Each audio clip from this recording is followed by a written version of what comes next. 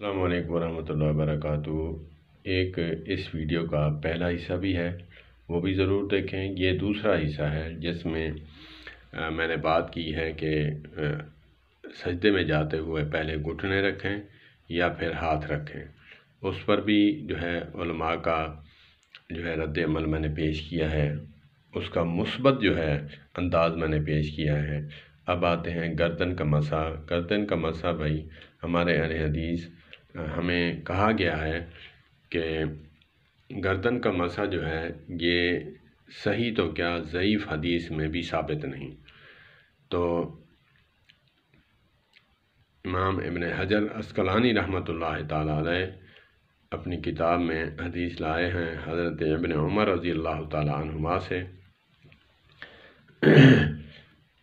کہ فرماتے ہیں، انہوں نے روایت کیا ہے کہ آقا نبی کریم صلی اللہ علیہ وآلہ وسلم جب مسح فرماتے سر کا تو کانوں کے بعد گردن کا بھی اونوں کے ہی گردن کے مسح کا بھی اس میں ہے، اور جہنم کے طوق سے آزاد کی جائے گی اس کی گردن جو گردن کا مسح کرے گا۔ تو بھائی بات یہ ہے کہ ہمیں چاہیے کہ ہم اعتدال میں رہیں، ہم جتنی سختی اسلام نے کی ہے ہم اتنی سختی کریں۔ ہم لوگوں کو پکڑ پکڑ کر کہتے ہیں کہ جی یہ گردن کا مسح جو ہے یہ نہیں ہے، یہ تلوار پھیرتے ہیں، یہ گرمالہ پھیرتے ہیں، یہ ہے فلاں ہے فلاں ہے۔ تو ایسی تنقید نہیں کرنی چاہیے۔ تو ہماری وہ بات ٹوٹ گئی کہ کسی صحیح حدیث میں تو کیا کسی ضعیف حدیث میں بھی نہیں۔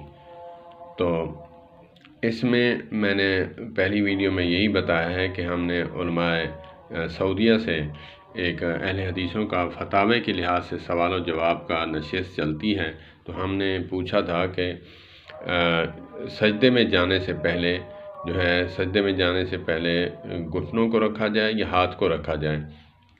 تو انہوں نے جواب دیا تھا دونوں طریقے ٹھیک ہیں، کیونکہ آقا نبی کریم صلی اللہ تبارک و تعالی علیہ وآلہ وسلم جو ہے جوانی کے عالم میں 40 سال 42 سال 45 سال کی عمر مبارک میں آپ پہلے گھٹنے رکھا کرتے تھے سجدے میں جاتے ہوئے۔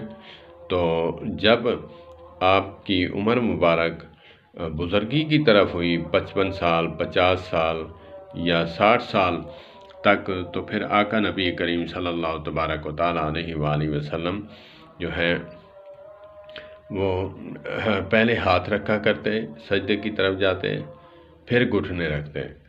یہ تو ہمارے لیے آسانی ہوئی، آقا نبی کریم صلی اللہ علیہ وآلہ وسلم نے ہمارے لیے آسانی فرما دی ہے، کیونکہ آقا نبی کریم صلی اللہ تبارک و تعالی علیہ وآلہ وسلم لیٹرین میں بھی جائیں تو ہمارے لیے طریقہ اور سنت بن جاتا ہے۔ آپ سوئیں اٹھیں ہمارے لیے طریقہ بن جاتا ہے، سنت بن جاتی ہے۔ تو اسی لیے ہمیں چاہیے کہ ہم اعتدال میں رہیں، ہم اتنی شدت نہ کریں۔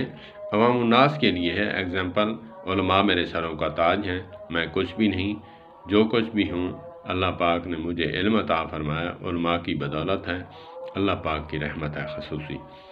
تو تنقید نہیں، اتنی شدت نہ کریں کہ میں نے ایگزامپل دیا کہ پھر اس دن سے میں نے یہ تنقید کرنا چھوڑ دی۔ اللہ پاک مجھے تنقیدوں سے بچائے، مسلکی تعصب سے بچائے۔ اور اس کے بارے میں جو ہے گردن کے مسح کے بارے میں ہم کہتے تھے کہ حدیث ہی نہیں، صحیح تو کیا ضعیف حدیث بھی نہیں۔ ضعیف حدیث مل گئی ہے آپ کے بقول یہ ضعیف حدیثیں ہیں، تو کون چاہتا ہے کہ ہم ضعیف حدیثوں پر عمل کریں؟ سبھی چاہتے ہیں کہ ہم پیور مال لیں۔ تو کھانے کے لحاظ سے لوگ پیور مال مانگتے ہیں، تو حدیثوں کے لحاظ سے بھی لوگ کہتے ہیں کہ جس میں کوئی کلام نہ ہو کسی راوی پر، ہم وہ حدیثیں لیں۔ سبھی چاہتے ہیں،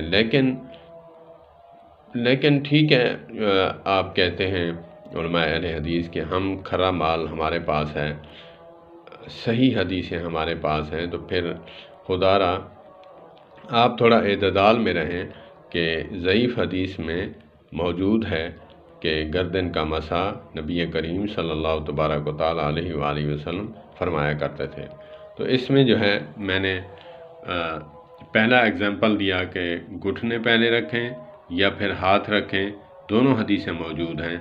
علماء فرماتے ہیں کہ یہ نہ کہیں کہ ذخیرہ احادیث میں یہ مسائل نہیں ہیں، بلکہ یوں کہیں کہ میرے علم کے مطابق ذخیرہ احادیث میں مجھے نہیں ملی۔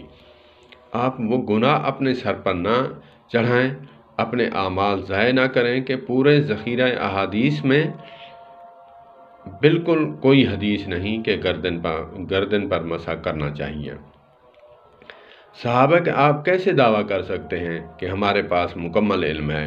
صحابہ کرام رضوان اللہ علیہم اجمعین نہیں دعویٰ کر سکتے کہ نبی کریم صلی اللہ تبارک و تعالیٰ علیہ وآلہ وسلم کا مکمل دین میرے پاس ہے۔ کیوں؟ کیسے؟ یہ توہین نہیں۔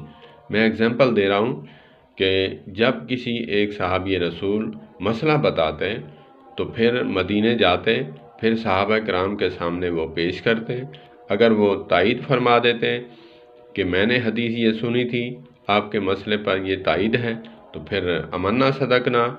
اگر اس پر حدیث کوئی نہ پیش کرتا یا پھر تنبیہ کر دیتا تو وہ پھر برات کا اعلان کر دیتے کہ مجھے غلطی ہوئی ہے، پھر آدمی کو جا کر منع فرماتے کہ یہ مسئلہ ایسے نہیں تھا، ایسے تھا۔ تو صحابی کے پاس، کیونکہ صحابہ کرام قضاء حاجت بھی کرتے، کہیں سفر کے لیے بھی جاتے، جہاد کے لیے بھی جاتے، تبلیغ کے لیے بھی جاتے، تو جب جاتے تو پھر کچھ صحابہ پیچھے رہ جاتے، تو ان کے پاس جو حدیث ہوتی، تو جو سفر پہ گئے ہیں ان کے پاس وہ نالج نہیں ہے، وہ وہاں جا کر بتائیں گے، تو پھر جو احکام پیچھے اترے ہیں تو پھر آ کر ان سے پوچھتے کہ کیا احکام رد و بدل ہوئے، کیا اس کی تبدیلی ہوئی، یا پھر کوئی فرامین مجھے سنا دیں۔ وہ پھر تائید فرماتے، جیسے حضرت عبداللہ بن عباس، حضرت عبداللہ بن مسعود رضی اللہ تعالیٰ عنہ سے لمبا واقعہ ہے کہ کسی شخص نے پوچھا کہ میں اپنی بیوی کو طلاق میں نے دے دی ہے اور میں اپنی ساس سے نکاح کر سکتا ہوں؟ انہوں نے اپنے عقل سے کہا، کہ اپنے وجدان سے کہا، قیاس کیا حضرت عبداللہ بن مسعود رضی اللہ تعالیٰ عنہ نے کہ ہاں، جب بیوی تیرے پاس ہے تو ساس ماں ہے، تو جب بیوی نہ رہی تو تیری ساس ماں نہ رہی، تو جو ہے نکاح کر سکتا ہے۔ تو جب مدینہ گئے تو وہاں یہ مسئلہ رکھا، تو ایک صحابی رسول کھڑے ہو گئے، اے عبداللہ، تو نے قرآن پاک کی وہ آیات نہیں سنی کہ جس میں کہا گیا ہے کہ ابدی رشتے ہیں جن کے ساتھ قیامت تک کے لیے نکاح نہیں ہو سکتا، وہ ابدی رشتوں میں، محرم رشتوں میں وہ ساس کا بھی رشتہ ہے۔ تو حضرت عبداللہ بن مسعود رضی اللہ تعالیٰ عنہ، ان پر کروڑوں رحمتیں ہوں، وہ اسی وقت تیز رفتار گھوڑے پر گئے، اسے کہا کہ میرے بھائی، مجھ سے غلطی ہوئی ہے، یہ تھا ایمان ان کا، مجھ سے غلطی ہوئی ہے، ایسا مت کرنا، تیری ساس جو ہے قیامت تک کے لیے تیری ماں ہے، اگرچہ تو نے اس کو طلاق بھی دے دی ہے۔ تو انہوں نے رجوع فرما لیا۔ آپ کیسے کہتے ہیں کہ آپ کیسے کہتے ہیں، علماء اہل حدیث، میری مؤدبانہ گزارش ہے کہ جو دین ہمارے پاس ہے، مکمل دین ہمارے پاس ہے، اس میں جو ہے ایسی کوئی غلطی نہیں ہے، یا کوئی ایسا نہیں ہے کہ ہر کسی کے پاس جو ہے نالج اپنا ہے، کسی کے پاس کچھ علم ہے، کسی کے پاس کچھ علم ہے، تو صحابہ کرام دعویٰ نہیں کر سکتے، تو آپ کیسے دعویٰ کرتے ہیں؟